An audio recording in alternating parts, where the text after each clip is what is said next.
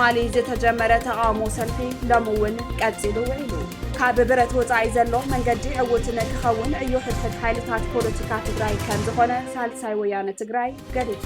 ግብጺ ናይ ማይ ድሕንነተይ ንምሕላው ኣድላይ ስጉምትታት ክወስድ እየ ምባላ ኢትዮጵያ ነቒፋ ኩናት ጋዛ ደው ዘብል ታሪኻዊ ስምምዕነት ተኸቲሙ ዝብሉን ካልኦትን ሰላምታና በብዘለኹም ይብጻሕኩም ክቡራት ተኸታተልቲ ኣኽሱማውያን መራኸብ ሓፋሽ ካብ ትግራይ ክሳብ ዓለም ለኸ ፍጻመ ጽሩይ ሓበሬታ ናባኹም ከነቕርብ ኢና ንቪድዮና ላይክ ቻነልና ሰብስክራይብ ብምግባር ኣባል ቤተሰብና ይኹኑ ኣኽሱማውያን መራኸብ ሓፋሽ ንቕሓት ነቐድም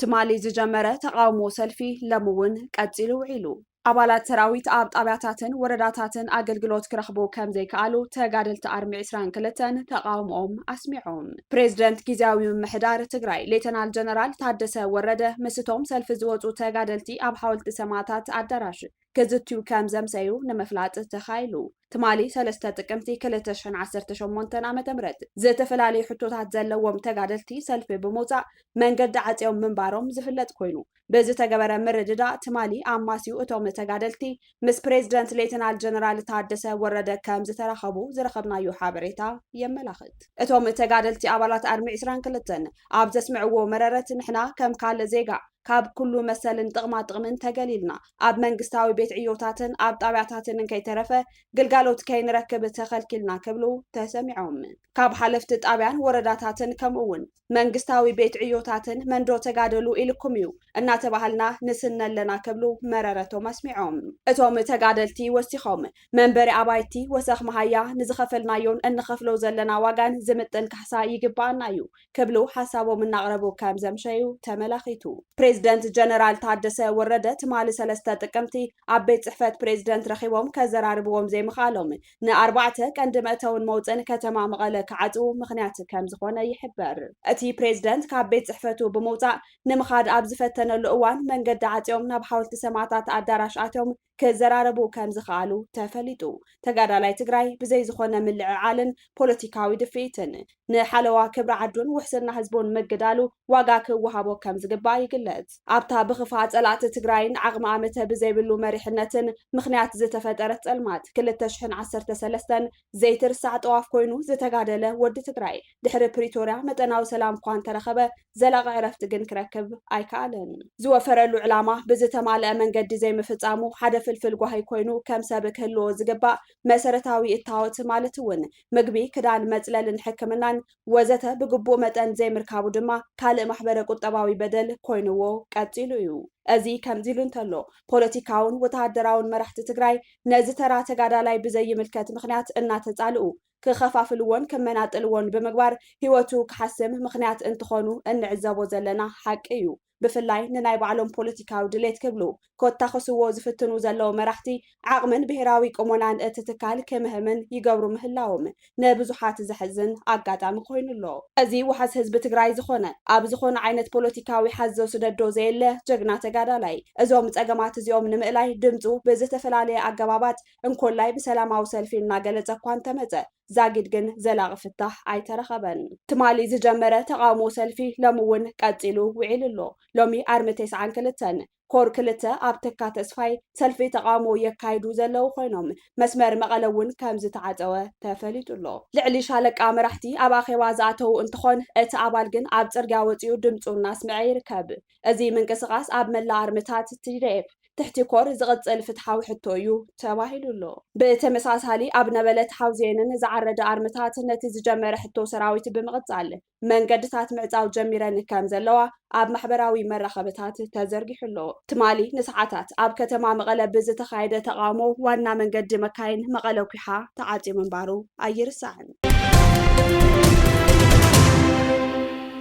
ካብ ብረት ወጻኢ ዘሎ መገዲ ዕውት ንክኸውን ዕዮ ሕድሕድ ሓይልታት ፖለቲካ ትግራይ ከም ዝኾነ ሳልሳይ ወያነ ትግራይ ገሊጹ ሰሙናዊ መግለጺ ሳልሳይ ወያነ ትግራይ ደበና ኩናት እናበርትዐ ይኸይድ ምህላው ዘመላኽቱ ነፍሕታት ኩናት ብኩሎም ሓይልታት ምርኣዩ ቀፂሉ ይርከብ ኢሉ ኩናት ዝፍጠር ብዕማም ደለይቲ ኩናት ጥራሕ ዘይኮነስ ብስቕታ ህዝብን ልሂቕን እውን ከም ዝኾነ ሳልሳይ ወያነ ትግራይ ይኣምን ኢሉ ካብ ኩናት ትርፊ ንምርካብ ላዕልን ታሕትን ዝብሉ ዘለው ሓይልታት ብጽኑዕን ብግልጽን እምቢ ክበሃሉ ኣብ ዝግባእ ቁርፂ እዋን ከም ዘለና ይርዳእ። ህዝብና ጉዳይ ድሕንነቱ ልዕሊ ዓቕሚ ሓበራዊ ቃልሱ ከም ዘይኮነ ኣሚኑ ሎሚ እውን ኩናት ንምትራፍ ኣብ ዝጠልብ ሰላማዊ ቃልሲ ተሪሩ ቃልሱ ክሕይል ሳልሳይ ወያነ ትግራይ ይላቦ። ሕዚ ኣብ ከባቢና ዝፍጠር ኩናት ውፅኢት ፖለቲካዊ ድኽመት እምበር ብሄራዊ ረብሓን ንምርግጋፅ ዝዓለመ ከም ዘይኮነ ንምርዳእ ኣብ መሬት ዘለው ኩለመዳያዊ ፀገማት ህዝብናን ንዓኣቶም እኹል መልሲ ንምሃብ ዝተረእየ ሸለልትነትን ዘይድልውነትን እኹላት መርኣያታት እዮም ኢሉ ፖለቲካዊ ሓይልታት ትግራይና ናብ ብሄራዊ ስምረታን ምርግጋፅ ረብሓታታን ዘሳግራ መገዲ ናይ ምንዳይ ዕዮ ገዛ ከም ዘለና ሳልሳይ ወያነ ትግራይ ጽኑዕ እምነት ኣለዎ። ካብ ብረት ወፃኢ ዘሎ መገዲ ዕውት ንክኸውን ዕዮ ሕድሕድ ሓይልታት ፖለቲካ ትግራይ ከም ዝኾነ ዝኣምን ሳልሳይ ወያነ ትግራይ ኣብዚ መዳይ ሓይልታት ፖለቲካ ትግራይ ኩሉ ዝከኣሎም ክገብሩ ድማ ኣብ መግለፂኡ ፀዊዑ።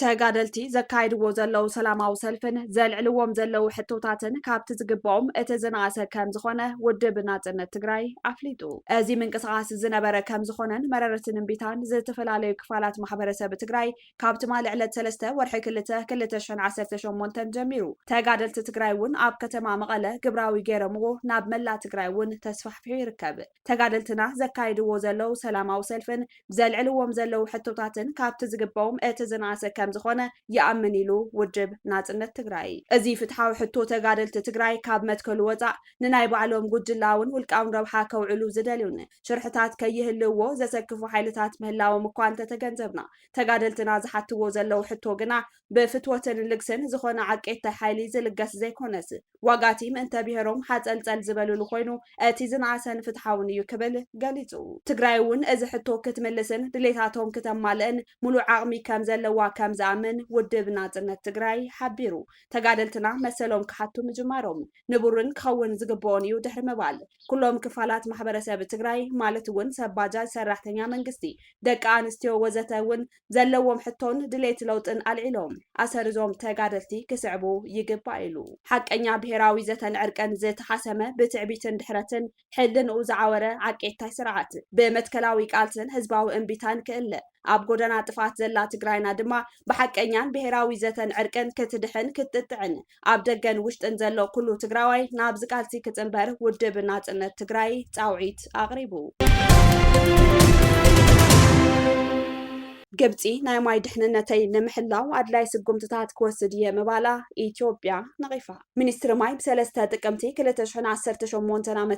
ኣብ ዘውፅኦ መግለፂ ግብፂ ምስ ሩባ ናይልን ግድብ ህዳሰን ብዝተተሓሓዘ ኣብ ልዕሊ ኢትዮጵያ ዝኸፈተቶ ወፍሪ ኣጠናኺራ ቀፂላ ትልውላ ክብል ከሲሱ። ግብፂ ሃገራዊ ረብሓኣን ናይ ማይ ድሕንነታን ንምሕላው ኣድላይ ዝኾነ ስጉምትታት ከም እትወስድ ፕሬዚደንት ዓብዱልፈታሕ አልሲሲ ከም ዝተዛረበ ይዝከር። ነዚ ስዒቡ ግብፂ ዘይሕጋውን ልዕልነትን ብዝተመልኦ መንገዲ ሩባ ኣባይ ንምቁፅጻር እትገብሮ ፈተነ ቀፂላ ትልውላ ክትብል ኢትዮጵያ ከሲሳ። አልሲሲ ኣብ ካይሮ ኣብ ዝተኻየደ ጉባኤ ሻምናይ ሰሙን ማይ ንዕዱማት ብቪድዮ ኣብ ዘሕለፎ መልእኽቲ ግብፂ ኣብ ዲፕሎማስያውን ዓለም ለኻውን ትካላት ዝያዳ ድማ ኣብ ሕቡራት ሃገራት እምነት ምሕዳራ ከም ድኽመት ክውሰድ የብሉን ኢሉ። እቲ ፕሬዚደንት ኢትዮጵያ ግድብ ህዳሰ ኣብ ምምሕዳር እትኽተሎ ዘላ ሓላፍነት ዝጎደሎ ኣካይዳ ሃገሩ ኣእዳዋ ኣጣሚራ ኣይትርኢን ኢሉ። ፕሬዚደንት ግብፂ ኣብ እዋን ድርቅን ውሕጅን መጠን ካብቲ ግድብ ዝፍኖ ማይ ንምቁፅጻር ንኽልቲአን ሃገራት ታሕተዋይ ተፋሰስ ዘካተተ ቀያዲ ስምምዕ ክግበር ፀዊዑ። እዚ ድማ ኣብ መንጎ ድሌት ልምዓት ሃገራት ላዕለዋይ ተፋሰስን ታሕተዋይ ተፋሰስን ሃገራት ካብ ጉድኣት ንምክልኻልን ዝህሉ ሚዛን ንምሕላው ዘኽእል ብሕታዊ ኣማራፂ እዩ ኢሉ። ሚኒስትሪ ማይ ኣብ መግለፂኡ ኢትዮጵያ ሩባ ኣባይ ናይ ምጥቃም መሰላ ኣሕሊፋ ከም ዘይትህብ ምግላፅ ካብ ጸላእቲ ኢትዮጵያ ብኢደ ዙር ዝበፅሕ ጸቕጢ እንተሃለየ እውን ዕቤት ኢትዮጵያ ንድሕሪት ኣይምለስን ክብል ገሊጹ። ቅድም ኢሉ እውን ሚኒስትሪ ጉዳያት ወፃኢ ግብፂ ባደር ዓብደላቲ ኣብ ሓፈሻዊ ጉባኤ ሕቡራት ሃገራት ኣብ ዘስምዖ መደረ ኢትዮጵያ ብምኽንያት ዓብዪ ግድብ ህዳሰ ህይወት ኣብ ታሕተዋይ ተፋሰስ ዝርከቡ ሚልዮናት ኣብ ሓደጋ ክወድቕ ገይራ እያ ኢሉ ብምኽሳስ እቲ ጉዳይ ናብ ዓለም ለኻዊ ቤት ፍርዲ ከም እትወስዶ ተዛሪቡ። ኣብ ሕቡራት ሃገራት ምክትል ቀዋሚ ወኪል ኢትዮጵያ ዮሴፍ ካሳዮ ሽዑ ኣብ ዝሃቦ መልሲ ግብፂ ብዛዕባ ዓብዪ ግድብ ህዳሰ ዘቕረበቶ ዘረባ መሰረት ዘይብሉን ዘጋጊን እዩ ብምባል ነፂግዎ። ግብፂ ብዛዕባ ግድብ ህዳሴ ብተደጋጋሚ እሙናት ዘይኮኑ ክስታት ናብ ቤት ምክሪ ፀጥታ ሕቡራት ሃገራት ኣቅሪባ እያ እውን ኢሉ። ግብፂ ኣብ 1959 ምስ ኣውሮፓ ዝተገበረ መግዛእታዊ ስምምዕ መሰል ዝበዝሐ ማይቲ ሩባ ከም ዝህባ ብምጥቃስ እዚ ክቅየር የብሉን ክትብል ትምግት። ኢትዮጵያ ብወገና ኣብ ርትዓውን ምክንያታውን ኣጠቃቅማ ሩባ ኣባይ ኣብ ስምምዕ ክብፃሕ ከም ዘለዎ ብተደጋጋሚ ገሊፃ፣ ህንፀት እቲ ግድብ ድማ ንውሕስነት ማይ ግብፂ ኣብ ሓደጋ ዘየቱ ምዃኑ ትምግት። ኣብ ዝሓለፉ ዓመታት ኢትዮጵያ ሓዊሱ ሃገራት ተፋሰስ ኣባይ ምስ ግብፂ ንምዝርራብ እኳ ተፈተና። እቶም ዝካየዱ ዝነበሩ ዝርርባት ኣይተዓወቱን። ኣብ እዋን ስሉሳዊ ዝርርብ ግብፂ ኢትዮጵያን ሱዳንን ከምውን ቀዳማይ ዙርያ ምምላእ ግድብ ህዳሴ ዓለም ለኻዊ ሕጊ ብምኽባር ፈተነታት ዝርርብ እኳ እንተተገበሩ ግብፂ ብቕንዕና ከም ዘይተሳተፈት ኢትዮጵያ ገሊፃ። ግብፂ ኣብ ዝሓለፉ ዓመታት ንኢትዮጵያ ብጉዳይ ትግድብ ኣብ ሕብረት ኣፍሪካ ሕቡራት ሃገራት ሊግ ዓረብን ጥርዓናት ብምቕራብ ፀቕጢ ክትገብር ፈቲና እያ። ኣብ ዓለም እቲ ዝነውሐ ሩባ ኣባይ ልዕሊ 85 ሚታዊት ማይ ካብ ኢትዮጵያ ዝቕበል ኮይኑ ዝበዝሕ ማይ ናይቲ ሩባ እትጥቀም ግብፂ እቲ ኣብ ኢትዮጵያ ዝተሃነፀ ግድብ ነቲ ክትጥቀመሉ ዝፀንሐት ማይ ከየስእና ስጋት ኣለዋ። ፕሬዚደንት ማዳጋስካር አንድሪ ራጆሊና ካብ ስልጣኑ ክወርድ ንሰሙናት ተቃውሞታት ብምቕፃሉ ሂወቱ ንምድሓን ኣብ ውሑስ ቦታ ተዓቂቡ ከም ዘሎ ገሊፁ። እዚ ወዲ 51 ዓመት ፕሬዚደንት ብመገዲ ፌስቡክ ኣብ ዘመሓላለፎ ቀጥታዊ ፈነወ ኣባላት ወታደራዊ ጉጅለን ፖለቲከኛታትን ክቀትሉኒ መደብ ኣውፅኦም ክብል ተሰሚዑ። አንድሪ ኣበይ ተሓቢኡ ከም ዘሎ ኣይገለፀን። ገለ ፀብፃባት ግን ብወታደራዊት ነፋሪት ፈረንሳይ ገይሩ ካብቲ ሃገር ከም ዝሃደመ ኣቀዲመን ሓቢረን ነይረን። እቲ ፕሬዚደንት ኣብ ሙሉእ እቲ ሃገር ንክልተ ሰሙን ተቃውሞታት ድሕሪ ምክያዱ እዩ ክሃድም ተገዲዱ። አንድሪ ነቶም ጀንዚ ማዳጋስካር ተባሂሎም ዝፍለጡ መንእሰያት ንዝገበርዎ ተቃውሞ ክዕፍድ እኳ ተፈተነ ኣይሰመረሉን። ብኣንጻሩ ሃዲሙ ክሕባን መንግስቱ ክፈርስን እዩ ደሪኽዎ። እቲ ፕሬዚደንት ካብ ረቡዕ ጀሚሩ ኣይተረኣየን። ቤት ጽሕፈቱ ኣብ መወዳእታ ናይ ዝሓለፈ ሰሙን ንአንድሪ ካብ ስልጣን ንምዕላው ፈተነ ይካየድ ከም ዘሎ ገሊጹ። ወተሃደራት ንዋና ቤት ጽሕፈት መንግስታዊ ቴሌቭዥን ክቆጻጸሩ ምዃኑ ኣብ ዘፈራርሕሉ እዋን እቲ ፕሬዚደንት ትማሊ ሶኒ ክህቦ ዝሓሰበ መደረ እውን ብእዋኑ ከም ዘይተሳኽዐ ይንገር። ኣብ መወዳእቱ ብመገዲ ፌስቡክ ኣብ ዘመሓላለፎ መልእኽቲ ካብ 25 መስከረም ጀሚሩ ኣብ ልዕሊ ህይወተይን መንግስትን ፈተነ ዕልዋ ይካየድ ኣሎ። ኣባላት ወተሃደራዊ ጉጅለን ፖለቲከኛታትን ክቀትሉኒ መደብ ኣውፅኦም ኢሉ ህይወተይ ንምድሓን ውሕስ ቦታ ክደሊ ተገዲደ። ነዞም ጉዳያት እዚኣቶም ንምፍታሕ እንኮ መንገዲ ጥራሕ እዩ ዘሎ፣ ንሱ ድማ ኣብዚ ሃገር ኣብ ተግባር ዝርከብ ቅዋም ምኽባር እዩ ኢሉ።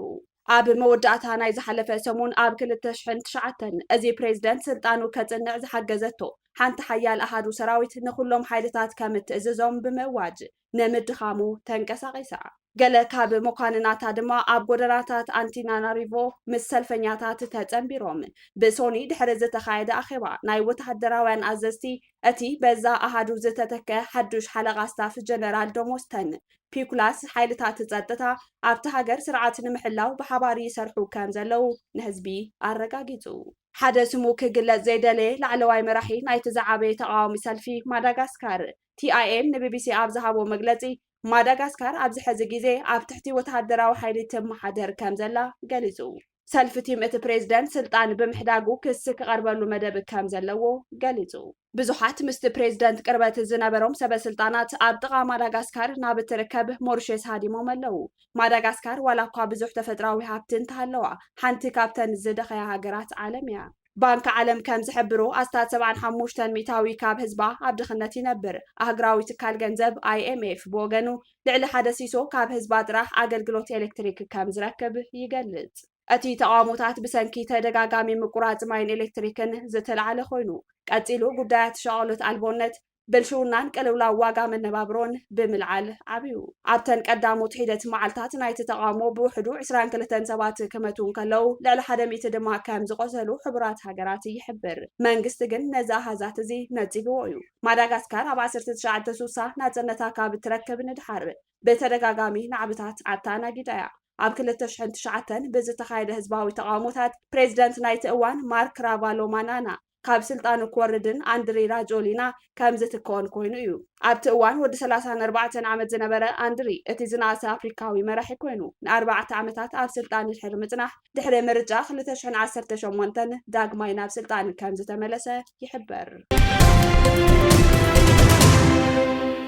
ኩናት ጋዛ ደው ዘብል ታሪኻዊ ስምምዕነት ተኸቲሙ ፕሬዚደንት አሜሪካ ዶናልድ ትራምፕ ዝርከብዎም መራሕቲ ሃገራት ዓለም ንስምምዕ ምቁራጽ ተጻቦታት ጋዛ ብወግዒ ፈሪሞም እቲ ኣብ ግብፂ ዝተኻየደ ስነ ስርዓት ኩሎም ብህይወት ዝጸንሑ ግዳያት ጅሆ ሓማስ ዝኾኑ 20 እስራኤላውያንን ብምሎም ኣብ ኣብያተ ማእሰርቲ እስራኤል ዝጸንሑ ኣሳት 2000 ፍልስጤማውያን ድሕሪ ምልቃቆም እዩ ተፈጺሙ ፕሬዚደንት አሜሪካ ዶናልድ ትራምፕ ኩናት ጋዛ ደው ዘብል ታሪኻዊ ስምምዕነት ተኸቲሙ ኢሎም ሬሳ ናይቶም ኣቐዲሞም ዝሞቱ ግዳያት ጅሆውን ድሮን ሰራዊት እስራኤል ርክክብ ጀሚሩ ከም ዘሎ ጸብጻባት ካብ ደቡብ እስራኤል ይሕብሩ ናይ ግብፂ ቀጠር ቱርኪ ዮርዳኖስ ብሪጣንያ ፈረንሳይ ቱርኪ ከም እውን ፕሬዚደንት ፍልስጤም መሐሙድ ዓባስ ዝርከብዎም ሓያሎ መራሕቲ ሃገራት ኣብቲ ኣብ ፍሉጥ መዘናግዒ ሻርም አልሸክ ዝተኻየደ ዋዕላ ሰላም 2025 ተሳቲፎም በእስራኤል ኣቢሎም ዝሓለፉ ትራምፕ ናብዚ ህሞት እዚ ንምብጻሕ 3000 ዓመት ወሲዱ ኢሎም ጸኒዑ እውን ክቕጽል እዩ ክብሉ ዝተሰምዖም ባህታ ገሊጾም ነተን ከም መንጎኛታት ናይቲ መስርሕ ዝኾና መሻርክቲ ሃገራት ዘለዎም ምስጋና ምግላጾም ቢቢሲ ጸብጺቡ ክቡራት ተኸታተልቲ ኣክሱማውያን መራኸቢ ሓፋሽ ንሎም ዕለት 4 ጥቅምቲ 2018 ዓ.ም ዝሓዝናዮም ምድላዋት ዜና ኣክሱማውያን እዞም ክትከታተልዎም ዝጸናኹም ይመስሉ ነይሮም ምስ ዝተረፉ መደባት ኣክሱማውያን ቴሌቪዥን ሰናይ